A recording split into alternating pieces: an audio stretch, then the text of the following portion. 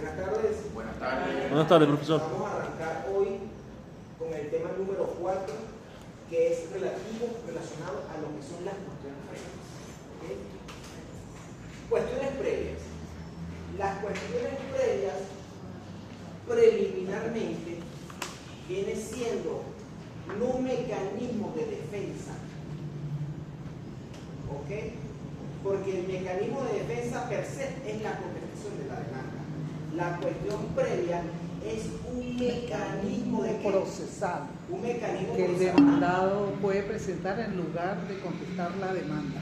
Estudiantes de cuestiones previas. Sí. ¿Qué cuñalías de cuestiones previas? Bueno, ¿tú quieres un positivo hoy? Pues son mi positivo. Ok. Ah, bueno. Bueno, Anthony, escuchen lo que dijo la compañera, ¿no? Es un mecanismo procesal que se utiliza con la finalidad de depurar el proceso, ¿ok? Sanear el proceso o en su defecto buscarle de alguna forma que la causa quede desechada, bien sea por inadmisible, por cosa juzgada o por cuanto la causa no es contraria a derecho. Son los últimos tres numerales del artículo 346 del Código de Procedimiento Civil. Los primeros son defectos de forma. El numeral primero tiene que ver, no lean el artículo todavía. El numeral primero 346. El numeral primero tiene que ver lo que es la falta de jurisdicción, competencia por litipendencia, por necesidad o accesoriedad. El 2, 3, 4, 5 y 6 son relativos a los defectos de forma.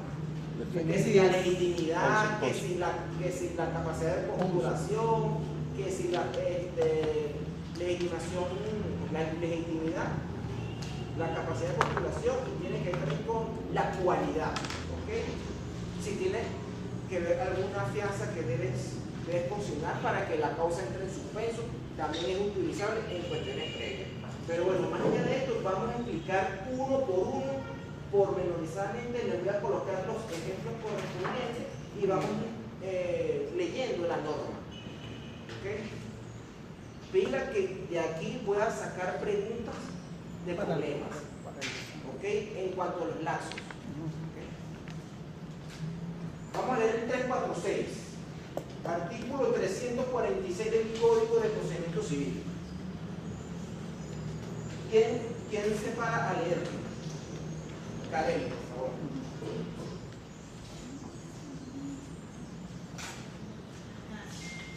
Artículo 346. Dentro del lapso fijado para la contestación de la demanda. Maduro. Dentro del lapso fijado para la contestación de la demanda, podrá el demandado, en vez de contestarla, promover las siguientes cuestiones previas. Esto, fíjense lo que dice el artículo 346. En vez de contestar la demanda, opongo cuestiones previas. ¿Qué pasa con ese lapso de contestación de demanda? ¿Qué sucede allí? Porque la contestación es un lapso, para empezar. No es un término, es un lapso. Tengo 20 días para contestar. Pero yo voy el día 15 o el día 16 y le llego al tribunal y le digo, no voy a contestar, voy a poner cuestiones previas. Al oponerse las cuestiones previas, se deja transcurrir los días restantes y se abre un lapso para resolver las cuestiones previas, que es 5 días. ¿Ok? Pero eso lo vamos a explicar más adelante. Esto es una técnica procesal. ¿Ok? ¿Qué pasa? Que la contraparte debe hacer una contestación a la cuestión previa. Y el juez lo va a resolver de forma inmediata. Y aquí va a haber otra técnica, dependiendo del numeral, porque cada numeral tiene su particularidad. Y aquí está lo engorroso, lo dificultoso, lo complejo de las cuestiones previas. Porque no es lo mismo delatar una falta de jurisdicción que tiene consulta obligatoria o una incompetencia que debe presentar el recurso de regulación de competencia. Fíjense la diferencia, ojo, la falta de jurisdicción y la incompetencia. En uno hay consulta obligatoria, en otro debo ejercer el recurso de regulación de competencia. ¿Qué pasa si no ejerzo el recurso de regulación? Queda firme la decisión y conoce el incompetente, conozco yo o yo me creo incompetente y debe conocer el otro. Ahora, si ejerzo el recurso de regulación de competencia, yo debo remitirlo a un superior para que resuelva ese conflicto de competencia. ¿Me expliqué o no me expliqué? ¿Ok? ¿O qué pasa si alego la falta de legitimidad? ¿Qué debe hacer la parte actora al que le están oponiendo cuestiones previas? Debo demostrar mi legitimidad, debo demostrar mi capacidad de postulación, debo demostrar, ¿verdad?, lo que es la cualidad que tiene mi abogado. ¿Okay? A eso es que yo me refiero. Tiene unos lapsos distintos unos de otros. ¿Okay? Tiene apelación, no tiene apelación. En el 2, 3, 4, 5, 6 no hay apelación. En el 9, 10, 11 sí tiene apelación libremente. Tiene hasta casación. Ojo con esto. Voy a explicarlo uno por uno, para que no se me enrede en el papagayo, porque mis exámenes son de problemas. Y voy a poner problemas de cuestiones previas. Bueno, continuamos. No, perdón. Te lo voy a copiar, tranquilo. Crisbel te tenía ahí. Primero, la falta de... Más duro, para que todos escuchemos. falta de jurisdicción del Ponte aquí juez. más adelantico, más cerquita para que escuchar. Hoy, mira, hoy Me botó de... te sembraron el viste.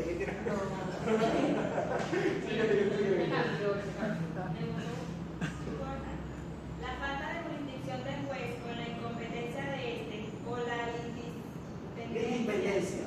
o que el asunto deba vincularse a otro proceso por razones de asesoriedad, de conexión o de continencia. Ok. Ese es el numeral primero.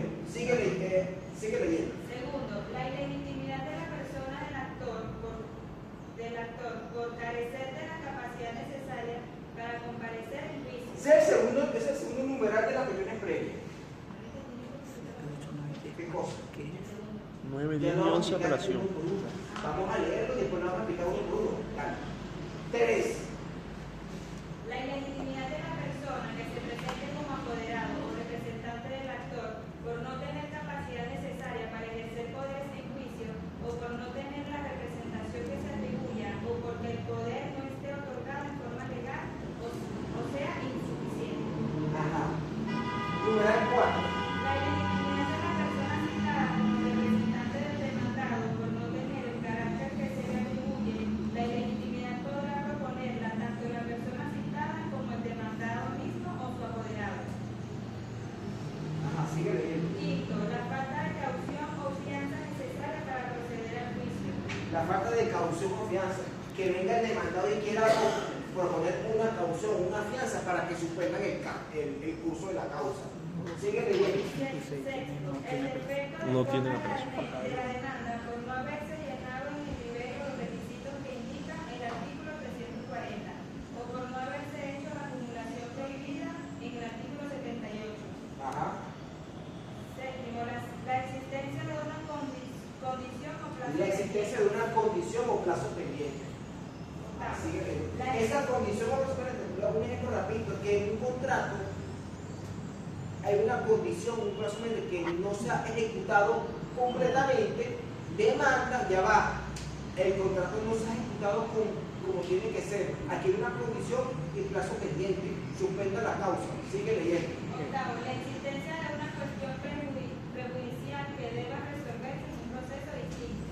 Esto, ese es el clásico tema, los clásicos juicios que tienen que ver civil con penal, Lo que te no, yo no sé. que yo le expliqué en otra vez, pero lo vamos a volver a explicar. Sigue leyendo. Noveno, la cosa juzgada. La cosa, ajá, décimo. La caducidad de la acción establecida en la ley. Y por último, la prohibición de la ley de admitir La acción propuesta. Listo. Ajá. Sigue, ¿cuántos hay? Ya está ahí, ya está ahí. Vamos listo. Sí, pero es larguísimo, ¿no? Bueno, pero es larguísimo. Entonces, bueno, vamos a continuar. Vamos a comenzar primero con el numeral 4. Vamos a comenzar con el numeral enumerar primero. Vuelvo a leer otra vez. Únicamente enumerar primero. Primero, la falta de jurisdicción del juez. La falta de parece más duro. Primero, la falta de jurisdicción del juez. La falta de jurisdicción del juez, ajá. O la incompetencia de él. O la incompetencia de ese juez. O la litispendencia. O la litispendencia. O que el asunto deba acumularse a otro proceso por razón O- de la asesoría. Ajá, o que relación. O de contingencia. Perfecto. Vámonos primero con la falta de jurisdicción. La falta de jurisdicción que tenga el juez. Recuerden esto, todos los jueces tienen jurisdicción, mas no tienen competencia. Vamos a partir de esta premisa. Pero no todos los jueces, en realidad, tienen jurisdicción, porque si los bienes propiedad de la parte se encuentra en el extranjero, el juez tiene la jurisdicción para resolver eso. No, ¿Por qué no? Porque no es su territorialidad. Porque es no su tiene territorio. jurisdicción. No tiene jurisdicción. La jurisdicción del juez es en torno al territorio de la República. o sea, tiene la competencia, pero más no la Tengo la jurisdicción. jurisdicción, pero la competencia lo determina por la materia, cuantía y territorio. ¿Ok? Competencia de materia, cuantía y territorio. Y la jurisdicción lo tienen todos los jueces. ¿Me expliqué o no me expliqué? Entonces, cuando hablamos de bienes, de propiedad, de asuntos que tengan que ver con el extranjero, el juez no tiene la jurisdicción. Ese es el ejemplo clásico. ¿Me expliqué o no me expliqué bien? Pasa mucho en los casos hay varias sentencias de la Sala Política Administrativa del Tribunal Supremo de Justicia que declara la jurisdicción o no la jurisdicción del juez de conocer. En esos casos que dejan bienes en materia, sí, cosas así. Hay muchas sentencias en Sala Política Administrativa que hablan de la jurisdicción, que tienen jurisdicción en los tribunales, no tienen jurisdicción. O no tienen jurisdicción porque deben agotar la vía administrativa, que es lo que pasa. Hay una ley que se llama ley de hipoteca, que es cuando, no una ley de hipoteca, una ley que suspendió en el gobierno de Chávez como en el 2006. O sea, una ley que suspendía los juicios de ejecución de hipoteca. No recuerdo esa ley. Y esa ley suspendía los juicios de hipoteca porque se debe agotar la vía administrativa. Total que cuando ejercían el juicio de hipoteca, el juez se declaraba que tiene la jurisdicción por cuanto debe agotarse obligatoriamente la vía administrativa. ¿Sí me expliqué? Eso. Ese es otro ejemplo de los clásicos ejemplos de los casos de que los bienes están en España, en Estados Unidos, en Alemania. Ese es otro ejemplo. ¿Tiene alguna duda? ¿Alguna duda? No, sí, sí. Eso es Sí se entiende, sí se entiende. eso es la falta de jurisdicción. Punto. Ahora, esta falta de jurisdicción, cuando lo opone la parte demandada, tiene 5 días en tribunal para resolverlo. Esta sí, pero no lo notes. Lo vamos a leer en el artículo que está todo en aquí. Ajá, ¿qué acontece? Si el juez se declara que tiene la jurisdicción, tiene o no consulta obligatoria. Porque tiene la jurisdicción. Indiferentemente tenga la jurisdicción para conocer o no tenga la jurisdicción o falta de jurisdicción, tiene consulta obligatoria. ¿Y quién conoce esa consulta obligatoria? La Sala Político-Administrativa del Tribunal Supremo, que se llama nadie. La Sala Plena no. El que ponga Sala Plena está raspado. Sala Político-Administrativa. Porque la Sala Plena conoce de los conflictos negativos de competencia. Cuando yo me declaro incompetente, tú como superior también te declaras incompetente. Un conflicto negativo debe conocerlo la Sala Plena. Ya va, mira, aquí hay un conflicto de competencia. Ni esta jurisdicción lo quiere conocer, ni la jurisdicción civil, ni la jurisdicción penal, ni la laboral. Ahí crea un conflicto. Entonces, Ahí no se la Sala Plena, pero en estos casos, la Sala Político-Administrativa del Tribunal Supremo de Justicia. ¿Alguna duda sobre la falta de jurisdicción? Vámonos ahora con la incompetencia. La incompetencia lo podemos resolver conforme a materia, cuantía y territorio. Lo expliqué el semestre pasado, no lo voy a volver a explicar. ¿Okay? Ya ustedes saben la cuantía, ya ustedes saben lo que es la materia y el territorio. La parte demandada opone como cuestión previa el numeral primero por la incompetencia del juez de conocer la causa, dependiendo de la materia, cuantía, territorio. El juez resuelve a través de una sentencia si tiene competencia o no del asunto. En este caso aquí no hay apelación, aquí hay lo que se llama es un recurso de regulación de competencia que lo debe alegar la parte. Quiero destacar que tanto la falta de jurisdicción como la incompetencia lo puedes alegar en cualquier estado y grado de la causa, ¿ok? No únicamente en la cuestión previa. Lo puedes alegar en cualquier estado y grado de la causa. E incluso el tribunal lo puede resolver de oficio si lo observa, porque es materia de orden público. ¿Me expliqué o no me expliqué?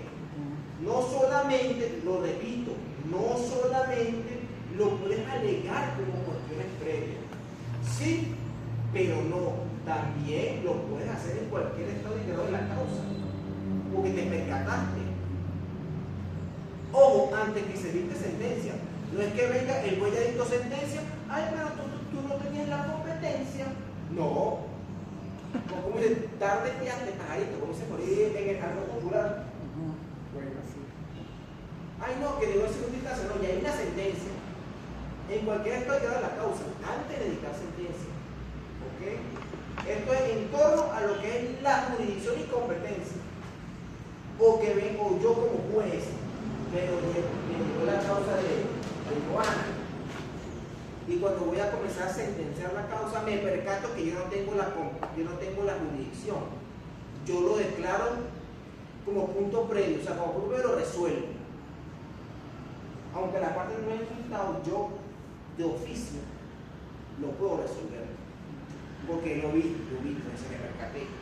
Acuérdense que los jueces deben leer los argumentos y las defensas, verificar la prueba para dictar una sentencia congruente, ajustado a derecho. Okay. Entonces, ya sabemos lo que es la jurisdicción y lo que es la competencia. Bueno, para culminar con el ejemplo de la competencia, se ejerce el recurso de regulación de competencia, debe remitirlo al superior inmediato para que resuelva esa regulación de competencia. Que diga, no, sí, tú sí eres competente. No, yo tampoco soy competente. Vamos a mandar a otro lado para hacer la plena. Eso es el recurso de regulación de competencia. ¿Okay? ¿Alguna duda? Que lo resuelve entonces la sala plena en este caso. Cuando hay un conflicto negativo, cuando una jurisdicción dice que no y la otra también dice que no, ahí crea el conflicto negativo, conoce la sala plena. Pero aquí en este caso, ante la falta de jurisdicción, sala política. ¿Okay? ¿Alguna duda con respecto a la competencia? ¿Alguna duda? ¿No? Okay.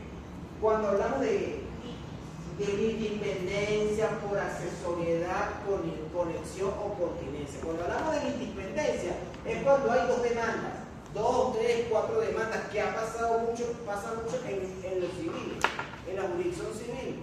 Viene, yo interpongo una demanda, pero después meto otra demanda con la misma persona, el mismo sujeto, el mismo objeto y la misma causa. Hay que crear una litipendencia. Eso ha pasado. Es normal en los tribunales. Claro, ha bajado mucho porque me imagino que por el quantum del asunto, por los honorarios profesionales, ha bajado un poco. Pero la litipendencia se refiere a eso, que hay que cursa en los tribunales antes. Ahorita es más controlado por el tema del sistema, claro, por el jury y esto y lo otro. No es que sea anacrónico. Si me ponen a elegir en este sistema, el sistema de jury, a como era antes, me quedo como era 20 años atrás. No es que sea anacrónico. Quiero que tener un contacto directo con el tribunal es mejor que hay no con el director del URDD, que se pasó un sistema bancario. ¿O no?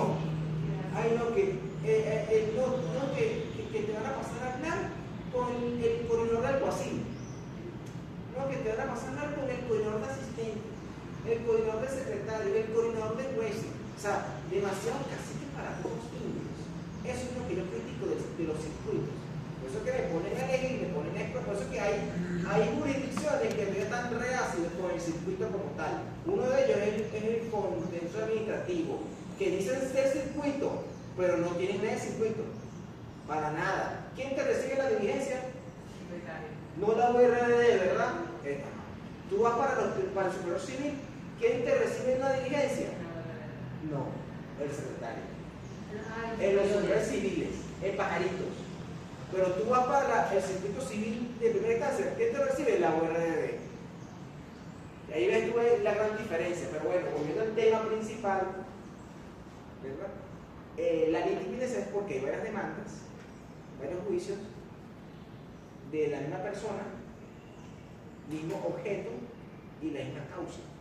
Yo puse mismas partes y mismo contenido. Por conexión, por accesoriedad y por continencia. Por conexión porque tiene una conexión infalible en las causas, en la pretensión. Yo demandé el cumplimiento, pero demandé la resolución para que haya una conexión. Objeto, sujeto y causa. Eso es lo que me determina a mí la independencia. Por accesoriedad, no es que una medida que fue decretada hace tiempo por la misma persona, hay una accesoriedad, porque es accesoria. Y por la otra,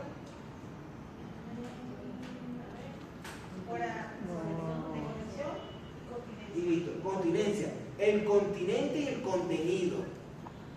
El tema del continente y el contenido se refiere también en cuanto a la independencia. Proceso, procedimiento. No. O sea, es una analogía. No, pero tampoco es una analogía. Cuando hablamos del continente y el contenido nos referimos a la causa que tiene validez, no validez, porque las causas fueron admitidas. Aquí se debe hacer una acumulación al continente o al contenido. Pero ¿cómo se determina esta situación para que la cosa sea acumulada? Que el tribunal declare la acumulación por esa cuestión previa. ¿Cómo se determina esto? Sencillo. Se determina a través de la prevención. El que citó primero en el juicio es quien debe conocer de las causas, acumularlas en una sola y que la causa se enrumpe en ese tribunal. Por ejemplo, si en la causa de Joana citó el 6 de febrero, pero en el tribunal de Daniela el alguacil fue más avispado, fue más pila, cobró más barato, mentira,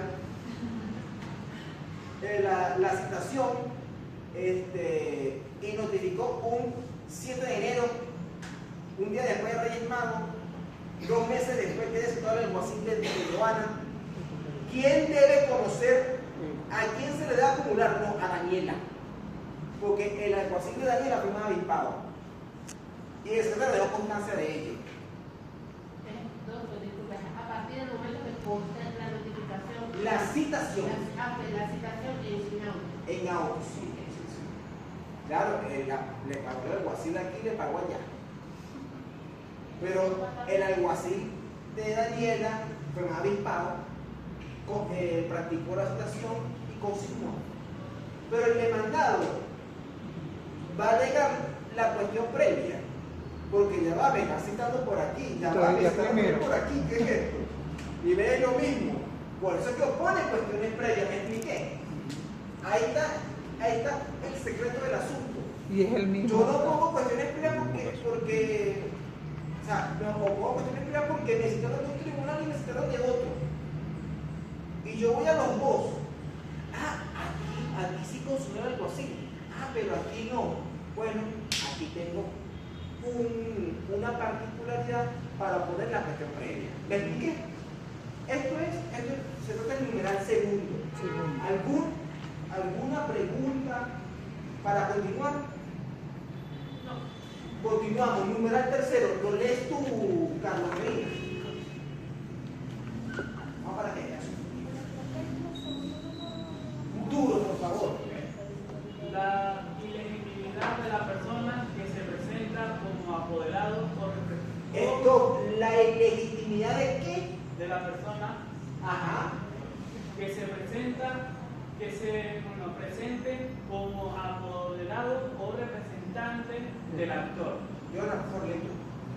Lee tú, duro, por La favor. legitimidad de la persona. La legitimidad de la persona que se presente como apoderada o representante. La ilegitimidad de la persona. Que se presente como apoderado o representante del actor. Ese es el numeral tercero. Con no tener capacidad necesaria. Esto, cuando hablamos de la capacidad necesaria que nos referimos. Por allá que me preguntó, explícame, no entiendo, profesor. ¿Qué capacidad necesaria? Ajá. La capacidad de uso, goce, la capacidad intelectual, Capacidad jurídica. la pues. capacidad jurídica. El condenado a presidio tiene capacidad. No, está ahí ¿Cómo va a interdicto. comparecer a un juicio civil Interdicto, si está sí. preso? ¿Ah? Está incapacitado, ¿no? Bueno, sigue leyendo. Para ejercer poder en juicio o por no tener la representación que se atribuya. Esto, cuando hablamos de la representación a quien se le atribuya, ¿ustedes han escuchado el procedimiento de interdicción civil? ¿Sí? ¿De qué trata ese procedimiento de interdicción civil? Es la representación de la los interdictos cuando... No, una cosa es interdicto, otra cosa es interdicción. bueno, pero yo que era lo de los Aquellas personas que tienen problemas intelectuales en su psique, los que llaman... Entredichos. No, porque en este proceso hay dos vertientes. Declararlo presunto entredicho, que es la primera fase de la interdicción, cuando la persona es esquizofrénica, no controla sus emociones, tiene problemas del cerebro, y bueno, se debe cumplir con 4 requerimientos para que se declare el presunto que el presunto entredicho. Eso tiene consulta obligatoria, sube al superior, lo confirma, baja nuevamente para conocer las pruebas y dictar otra sentencia para declarar a esa persona entredicha, y se le nombra un curador, y esa persona es el que le va a hacer las cosas, de todo, administrativamente, todo. El que Todo lo que vela se por él, quiera. es como que el que vela por la persona. Pero se llama curador, no es que vela, curador, es un curador. Sí. Que se le atribuya o porque el poder no esté otorgado en forma legal o sea insuficiente. Esto, que el poder sea insuficiente, que no contenga todas las facultades que uno debe colocar en el poder. Sí, tengo un poder limitado, un poder mucho. Que en el poder no diga, que diga que está facultado para otras cosas, menos facultad para darse citado en un juicio. Claro. O que no tenga facultad para interponer una demanda. Que tenga limitaciones de tal manera que no pueda, que te hagan inoperante. ¿Me expliqué bien? Continuamos. Ese ya es el tercero. Eso es todo.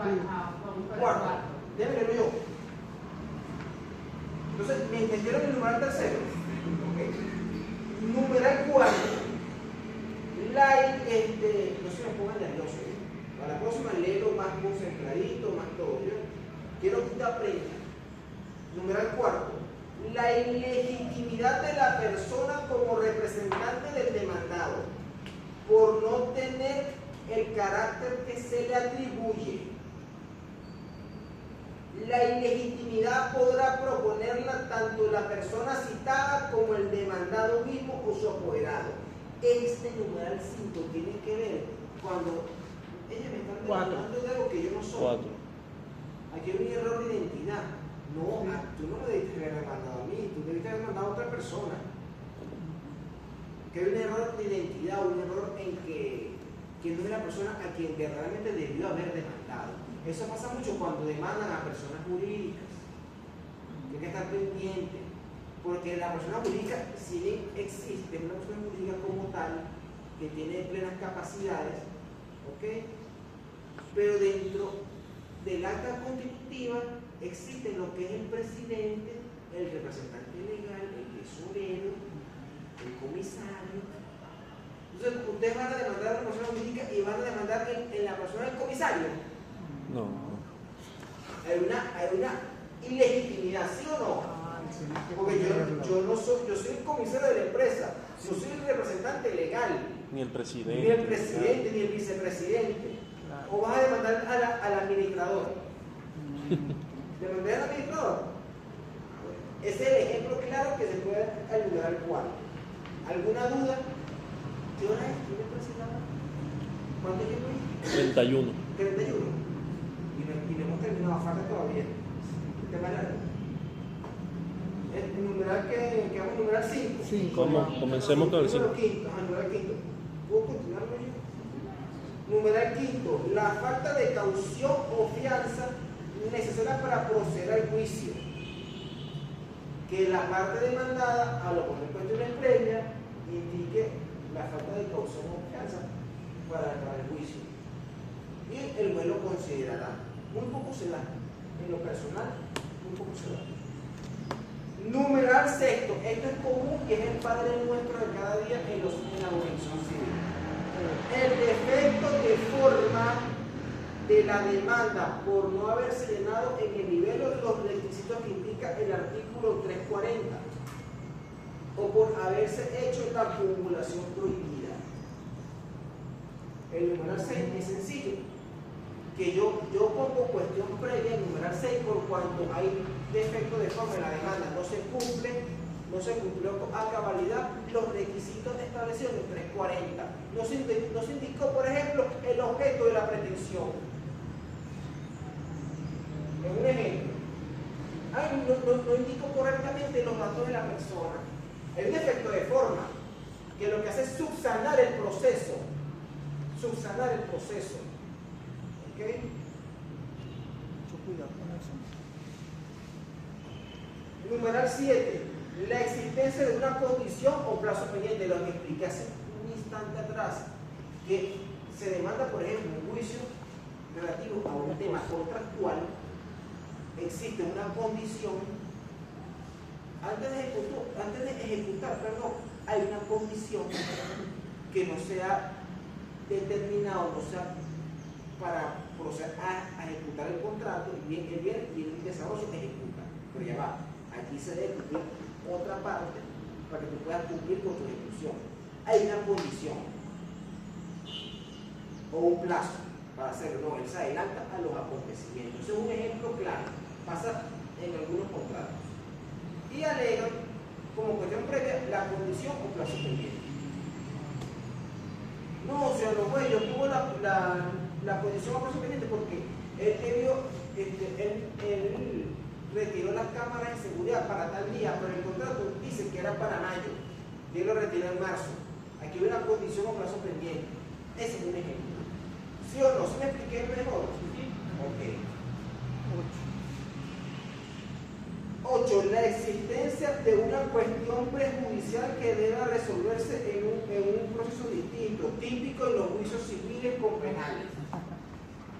Típico. Que se lleva un caso penal que tiene mucha similitud con el caso civil. ¿Ok? Y que en ese caso penal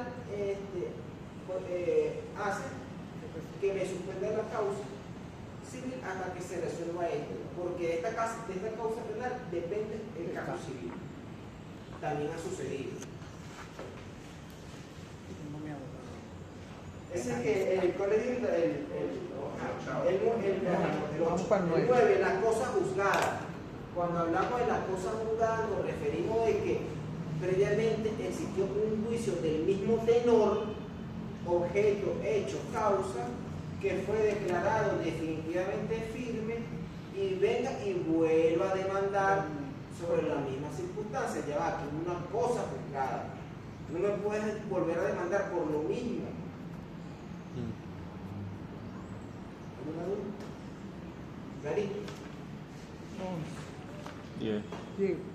La caducidad de la acción establecida en la ley. No voy a explicar lo que es la palabra caducidad porque, caducidad porque eso lo explicamos en el semestre pasado. Es un término fatal, ¿ok? Es materia de orden público. Y a diferencia de la prescripción, la caducidad también lo declara el juez de oficio cuando lo ve. La prescripción no, la primera debe alegarla a la parte, es una facultad de la parte. Entonces, la caducidad, por ejemplo, no tenía 30 días para demandar, por ejemplo, o 90 días para demandar, como pasa en los casos en la actividad funcionarial, son 90 días, o en las demandas de nulidad son 6 meses o 180 días, ¿okay? O en los juicios, ¿verdad? No, pasa más que todo oneroso que es prescripción. Cuando tú vas a demandar el interdicto, tienes un año para demandar. Si no lo haces dentro del año, el juicio opera lo que es la caducidad de la acción. Eso pasa en materia interdictal, porque son los interdictos posesores prohibitivos. Vale decir que la caducidad es un término fatal que si tú no lo haces dentro de ese periodo que te dice la norma, no lo puedes volver a, ya no lo puedes hacer. Ya no lo puedes volver a pagar porque ya la ley así lo estableció, la norma. Ahora vamos a lo que es el numeral 11. La prohibición de la ley de admitir la acción propuesta o cuando solo permite admitirla por determinadas causales que no sean de las alegadas en la demanda. El 11 está sencillo. La prohibición de la ley de admitir la acción propuesta. Cuando tú admites la demanda por el 341 del Código Antitrust, lo admites ¿por qué? Por no ser contraria al orden público, a las buenas costumbres o a alguna disposición expresa de la ley. Estos son 3 requisitos para admitir la demanda. Que no sea contraria al orden público, a las buenas costumbres o alguna disposición expresa en la ley. Son los 3 requisitos para admitir la demanda. Entonces, el numeral 11 se refiere a que si incumple con uno de estos 3 requisitos del 341, el demandado puede oponer la cuestión previa. Porque la demanda no debió haber sido admitida porque es contrario al orden público. No debió haber sido admitida porque es contrario a las buenas costumbres. O no debió haber sido admitida porque ninguna ley establece admitir esa demanda. Por ende, se tiene que revisar si procede o no esa cuestión previa. ¿Me expliqué? Ok. Está bonito, entonces más o menos di ciertos ejemplos. Vamos ahora. ¿Cuánto llevo? 38. La costumbre no debe ser admitida. No contraria a la ley, las buenas costumbres o contraria al orden público. Quiero hacerles una pregunta y quiero que sean demasiado sinceros todos. ¿Entendieron cada numeral? Porque voy a pasar ahorita a lo que es la oportunidad para oponerlas. ¿Cómo se oponen las cuestiones previas? Que es de ese mismo tema. La oportunidad y si tiene apelación o no, para arrancar con el siguiente tema. O sea, esto tiene que ver Yo quiero saber que me sean muy sinceros porque yo quiero que aprendan esta parte para poder avanzar. A mí me interesa avanzar, pero yo quiero que ustedes primero aprendan antes de avanzar. ¿Les quedó todo claro? ¿Sí? Espero que para el examen digan, sí, estamos... Bueno, entonces voy a avanzar. lo comprobemos ahí. Voy a avanzar a lo que es la oportunidad para oponer las cuestiones previas. Ya, vamos para allá. Vamos a comenzar. En cuanto al primer grupo, Aquí vamos a clasificar en 3 grupos. El primer grupo, escuchen esto, el primer grupo es el numeral primero. El segundo grupo, el numeral 2, 3, 4, 5 y 6, 7 y 8. El segundo grupo. 2, 3, 4, 5, 6, 7, 8, segundo grupo.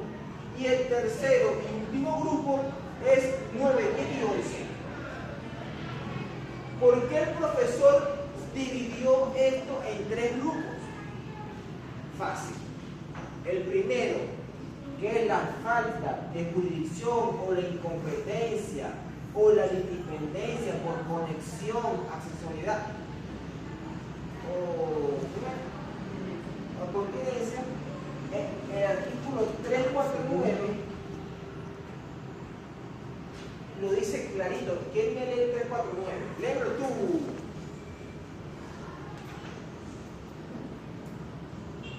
Alegar las cuestiones previas. Artículo en voz alta y lo lee en voz alta puro y dice artículo 349. Artículo 349. Alegar las cuestiones previas a que se refiere el ordinal 1. El artículo 346. Ajá. El juez decidirá sobre las mismas en el 5º día siguiente al Esto, vencimiento. el juez decidirá sobre las mismas en el 5º día. ¿Esto qué me quiere decir? ¿Es un término o es un lapso? Término. ¿Quién dijo lapso? Negativo. ¿Quién más dijo lapso? Cuando yo digo dentro de Lapso. el lapso, cuando digo en el 5º día, es un término. Deben saber interpretar bien el espíritu, propósito y razón del legislador. Porque si no estamos raspados, ahí está, mira, él pensó que era un lapso. Y era el 5º día. Pudo haberse quedado por el lapso. O sea, él va ahí y se va a encontrar con la sentencia, no va a poder, por ejemplo, no va a poder apelar, puede ser recursos de regulación, o sea, se va a ver un marasmo como profesional. Entonces, es un término. Vuelvo a leer. Artículo 349. Ajá. Alega las cuestiones previas a que se refiere Alegadas las cuestiones previas a que se refiere el numeral primero. Ajá. del artículo 346. Ajá. El juez decidirá sobre la misma El juez decidirá sobre la misma en el 5º día siguiente al en el vencimiento del lapso 5º del día emplazamiento. siguiente. Póngase que yo le pongo una pregunta de examen. El juez del tribunal que dictará sobre que resolverá sobre la cuestión previa relativa al numeral primero debe decirlo dentro de los 3 días. Falso. ¿Verdadero o falso? ¿Por qué falso? Porque es al término del 5º día. Exactamente. Ponga con esas preguntas, con Chemaco, que hablamos yo. Mira con esas preguntas que ustedes conocieron el semestre pasado como son mis preguntas. Y eso me hace ver a mí si estudiaron o no estudiaron. Claro. Sigue leyendo. Ateniéndose únicamente a lo que resulte de los autos y de los documentos presentados por las partes. Ateniéndose únicamente a las actas procesales del expediente. Eso es todo. La decisión solo será impugnable mediante la solicitud de regularización de la jurisdicción o de la competencia. Ahí está. Conforme a las disposiciones de la sección 6 del artículo 1 del libro primero. Listo. Estamos listos. Esa es la oportunidad. ¿Y cómo se va a resolver? Ahora vamos a ver los efectos, para finalizar con el primer grupo, los efectos sobre la decisión. Artículo 353. ¿Quién lee tú? Voy. Artículo 353. Declarada con lugar la falta de jurisdicción Esto, declarada con lugar la falta de jurisdicción. Sigue. o la litispendencia O la independencia. Sigue. a que se refiere el ordinal 1 Ajá. del artículo 346, Ajá. el proceso se extingue. Esto, declarada la falta de jurisdicción o la independencia, ¿cuál es el efecto? Extinción. Extinción. La extinción del proceso. Sigue. En los demás casos del mismo ordinal, la declaratoria con lugar de las cuestiones promovidas producirá el efecto de pasar a los autos al juez competente para que continúe Esto, conociendo. eso es a los efectos de la competencia. Ojo, fíjate la diferencia. En cuanto a la independencia y falta de jurisdicción, la extinción del proceso. En lo relacionado a la competencia, pasar a los autos al que le corresponde.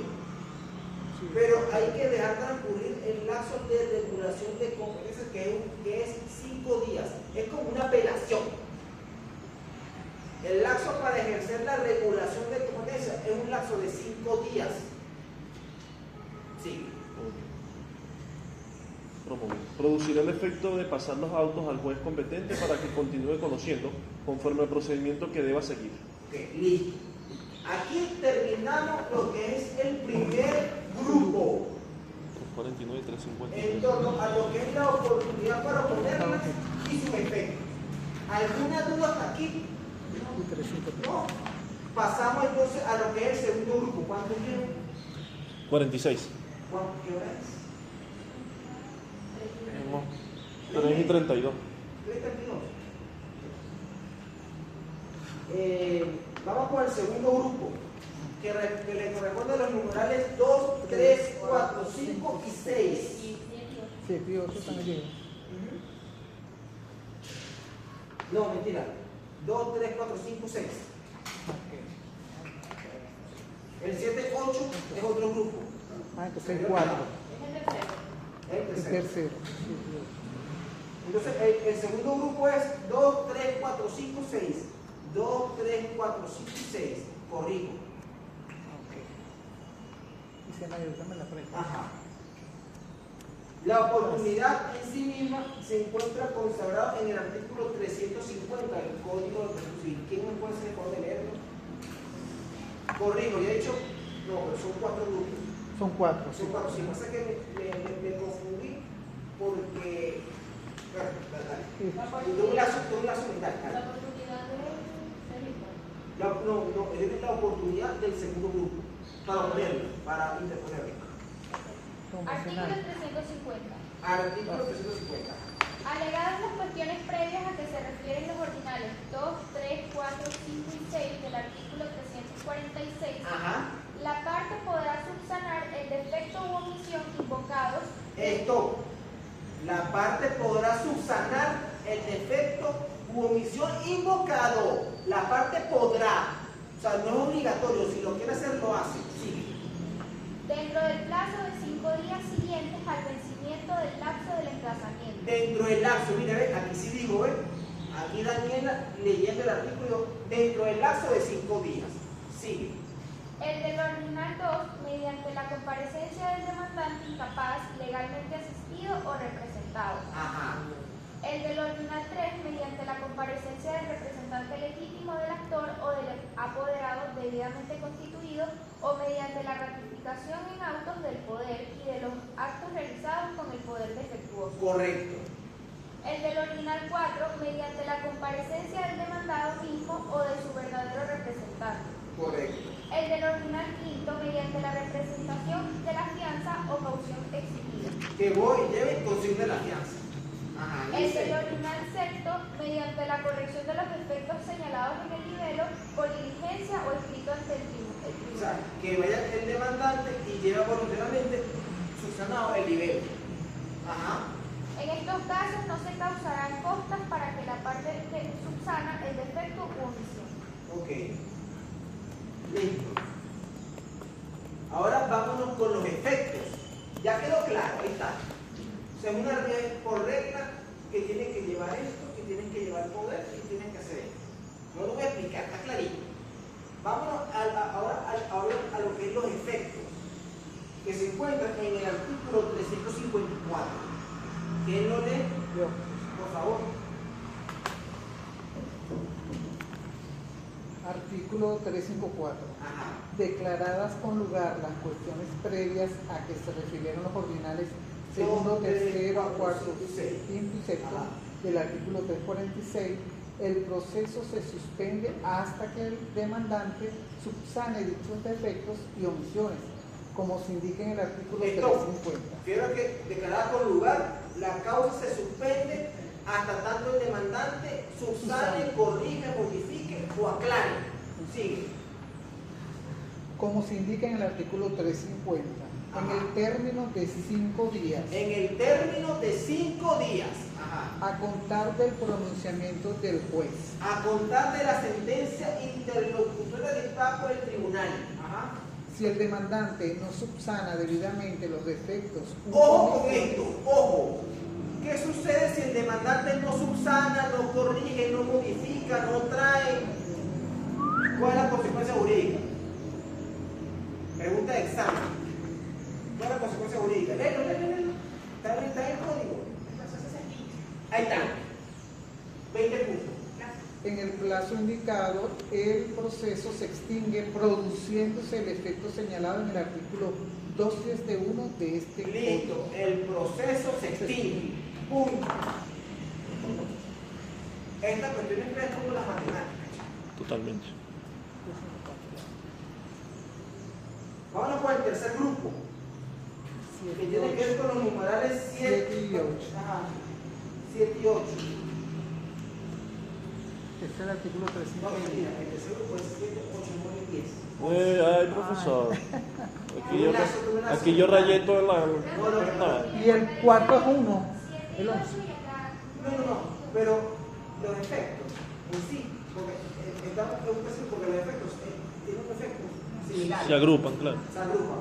Lo que pasa es que hay un artículo que lo divide, pero en sí los efectos causan lo mismo. 351. Mira, el tercer grupo a que se Esos son los refiere, efectos. lee el 351. Artículo 351.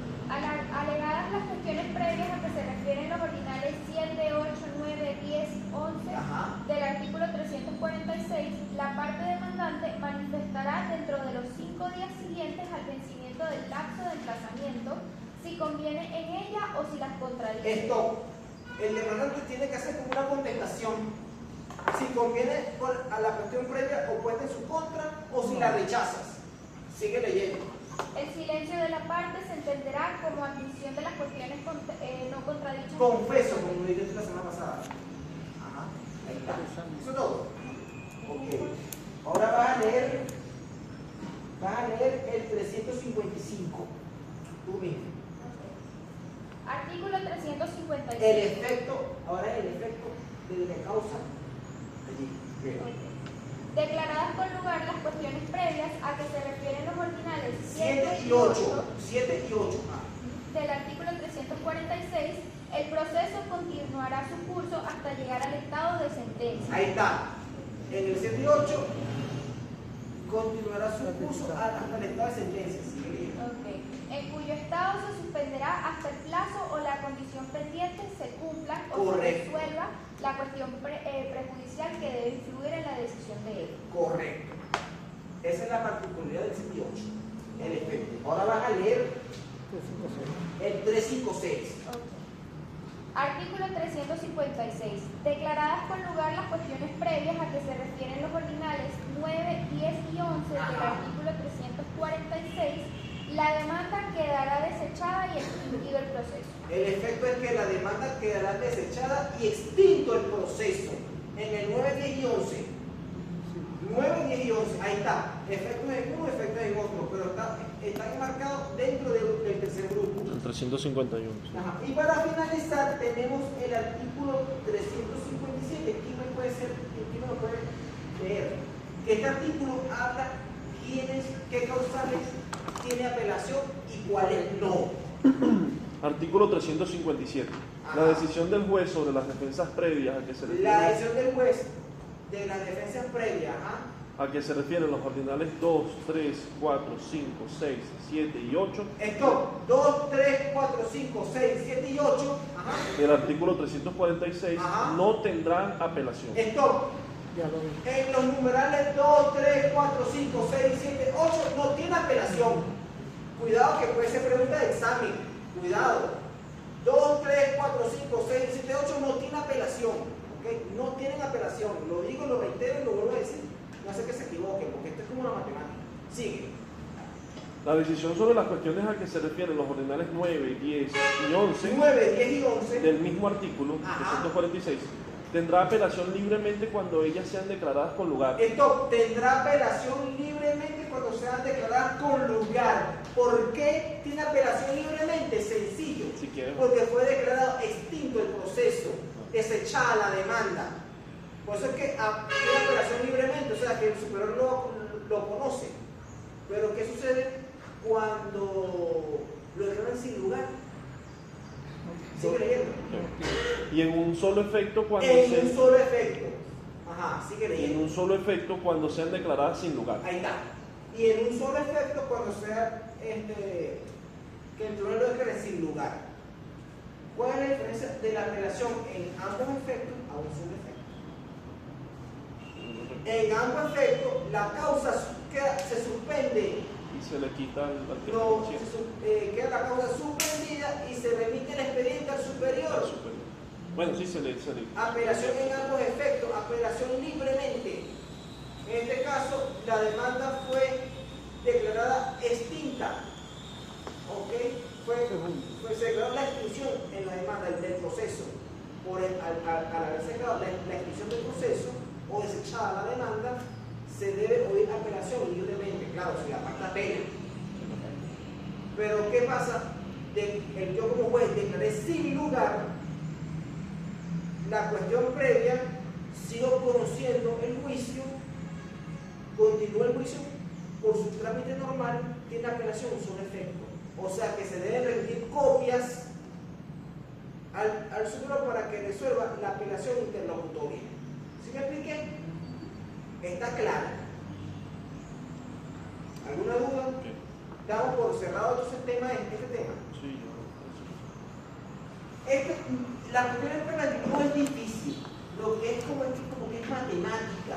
Tiene que estar muy pendiente en torno a los lapsos, en torno al término y en lo que se ha opuesto la parte demandada en oponer. Pero difícil no es. Enredado sí, difícil no. Fíjense que yo hasta mismo me enredo y 20 años trabajando lo mismo. En uno extinto, en el otro tal, porque es como matemática. Así que no se preocupe y cuestiones previas no lo haremos todo el tiempo.